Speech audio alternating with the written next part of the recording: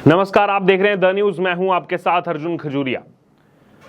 अयोध्या पिछले कुछ दिनों से इसलिए चर्चाओं में है क्योंकि सपा नेता मोहित खान ने एक 12 साल की बच्ची के साथ जो कुकर्म किया उसको लेकर के लगातार सुर्खियों में बना हुआ है। और इसी बीच ताज्जुब वाली बात यह है कि अखिलेश यादव और बाकी तमाम जो विपक्षी नेता हैं वो जिस हिसाब से इस पर बैटिंग करते हुए नजर आ रहे हैं कि डीएनए टेस्ट करवाया जाए, उससे कहीं ना कहीं जनता में रोष है। और इसी बीच आपको बता दें कि हनुमानगढ़ी के महंत राजू दास, उनकी अभी प्रतिक्रिया सामने आई है। दरअसल महंत राजू दास ने यह सवाल उठाया है कि अयोध्या में राहुल गांधी और अखिलेश यादव अभी तक क्यों नहीं आए। देखिए, सवाल इसलिए उठाया गया क्योंकि सब जानते हैं कि राहुल गांधी हो, अखिलेश यादव हो, तमाम जो है वो बातें करते हैं और अयोध्या का जिक्र जो है राहुल गांधी सब जगह कर रहे हैं, अखिलेश यादव सब जगह कर रहे हैं। देखो हमने हरा दिया अयोध्या से बीजेपी को, देखो हमने बीजेपी का सफाया कर दिया अयोध्या से, देखो सपा जीत गई, देखो विपक्षी गठबंधन जीत गया वहां। लेकिन अब सवाल यह उठ रहा है कि जिस अयोध्या के नाम पर 4 जून के बाद लगातार समाजवादी पार्टी, लगातार राहुल गांधी जाकर के जो है बयान दे रहे हैं, चाहे फिर वो गुजरात हो चाहे कोई और प्रदेश हो, कि देखिए अयोध्या में हमें जीत मिल गई, ये अयोध्या के राजा हैं अवधेश पासी, लगातार ये बात की जा रही है। लेकिन उसी अयोध्या में उसी अवधेश पासी के बेहद करीबी और समाजवादी पार्टी नेता मोहित खान जब इस तरह का कुकर्म करते हैं तो उस समय मुंह पर ताले लग जाते हैं इनके। फिर क्यों नहीं पहुंचते हैं ये अयोध्या? अब क्यों नहीं उसके बारे में बात कर रहे हैं? और उसके बारे में बात भी कर रहे हैं तो क्या कि डीएनए टेस्ट हो, यानी कि आप बचा रहे हैं मोहित खान को। वो 12 साल की बच्ची, उस पर क्या बीती होगी, परिवार पर क्या बीत रही होगी। और जिस तरीके की स्टेटमेंट्स अखिलेश यादव और तमाम बाकी नेता जो दे रहे हैं विपक्ष के, आप सोचिए परिवार जब ये देख रहा होगा सब चीजें, उन पर क्या बीत रही होगी कि एक तो बच्ची के साथ इतना गलत हुआ और ऊपर से ये लोग बच्ची को ही गलत ठहरा रहे हैं। और इसमें अखिलेश यादव अभी बयान क्या दे रहे हैं, कह रहे हैं कि ये बीजेपी साजिश करती है, मुसलमानों के प्रति असंवैधानिक है बीजेपी। इसमें भी वो मुस्लिम एंगल ले आए। अपराधी को तो अपराधी की नजर से देखना चाहिए, लेकिन अब उसमें अपराध करने वाला मुसलमान है तो यहां पर अखिलेश यादव ने उसमें विक्टिमाइजेशन खेलना शुरू कर दिया है कि देखिए वो तो मुस्लिम है, बीजेपी जानबूझ करके फंसा रही है क्योंकि उपचुनाव आ रहे हैं। कहां का लॉजिक है? वो 12 साल की बच्ची के बारे में तो सोचिए, लेकिन नहीं सोचेंगे क्योंकि सपा के इस समय प्रमुख हैं और जो पहले सपा प्रमुख हुए करते थे इन्हीं के पिता मुलायम यादव, वो भी यही कहा करते थे, लड़के हैं गलती हो जाती है, बच्चों से गलती हो जाती है। यही तो सोच थी उनकी। लोगों को लगा होगा कि नहीं बेटे की सोच अलग होगी, लेकिन बेटा तो उनसे भी आगे बढ़कर निकला। बहरहाल, तो महंत राजू दास ने सवाल उठाए हैं कि अयोध्या में क्यों नहीं आए राहुल गांधी, क्यों नहीं आए अखिलेश यादव, क्यों नहीं आए। साथ ही उन्होंने यह भी कहा कि अखिलेश यादव जी ने 1 करोड़ रुपया क्यों नहीं दिलाया अभी तक, आखिरकार कब तक वो मौन साधे रहेंगे। और इसी बीच आपको यह भी बता दें कि महंत राजू दास जो है वो परिवार से मिले हैं जाकर के, और परिवार से जाकर के उन्होंने मुलाकात की है। और मुलाकात करने के साथ ही 51,000 रुपए की सहायता राशि भी जो है पीड़ित परिवार को प्रदान की है। और सदन में इसके बारे में बोलने के लिए और तुरंत एक्शन लेने के लिए जो है मुख्यमंत्री योगी आदित्यनाथ को साधुवाद उन्होंने दिया है।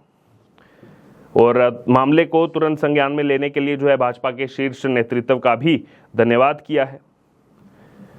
हनुमानगढ़ी के महंत राजू दास ने पत्रकारों से जो है बात करते हुए कहा कि रविवार को जिला महिला चिकित्सालय में पीड़ित और उसके परिवार से मिलकर जो है यहाँ पर कुशल क्षेम जाना और हिंदू सुरक्षा सेवा ट्रस्ट के माध्यम से 51,000 की सहयोग राशि प्रदान की और भी लोगों से मदद करने का निवेदन करता हूँ, ये उनकी तरफ से कहा गया।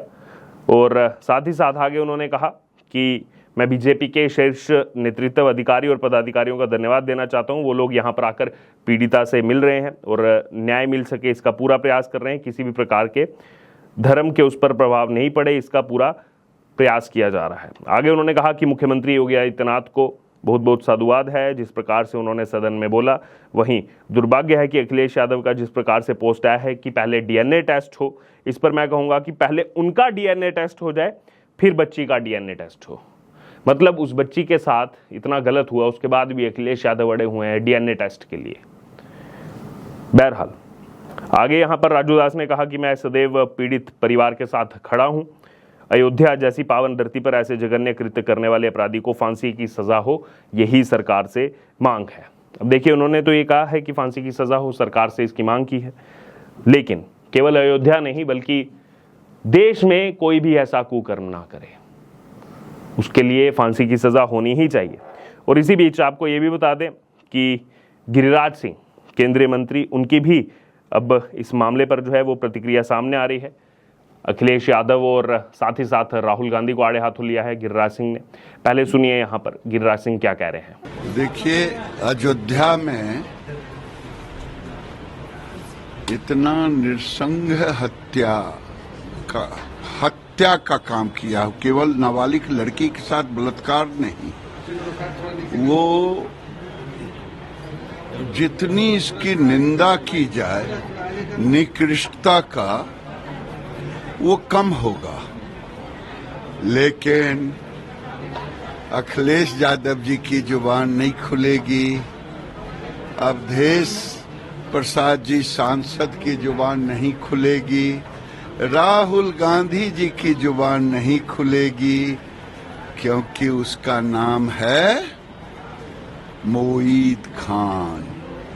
जब खान नाम हो गया तो जुबान नहीं खुलेगी, चाहे कितना ही बड़ा अपराध क्यों न हो जाए। इन लोगों तो केवल हिंदुओं को बांटना तोड़ना, उसमें आनंद आता है।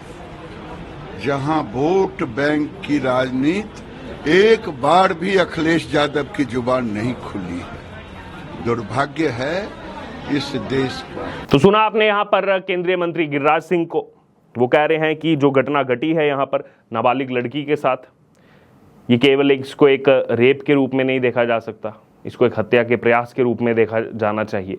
और साथ ही साथ ये भी सवाल उठाए राहुल गांधी पर, अखिलेश यादव पर, कि अब तक चुप क्यों है, जुबान बंद क्यों है। उन्होंने कहा है, वीडियो में आपने सुना होगा, कि राहुल गांधी की जुबान बंद है, अखिलेश यादव की जुबान बंद है, तेजस्वी यादव की भी जुबान बंद है, सारे टुकड़े टुकड़े गैंग की जुबान बंद है। तो आखिरकार ये जुबान बंद क्यों है?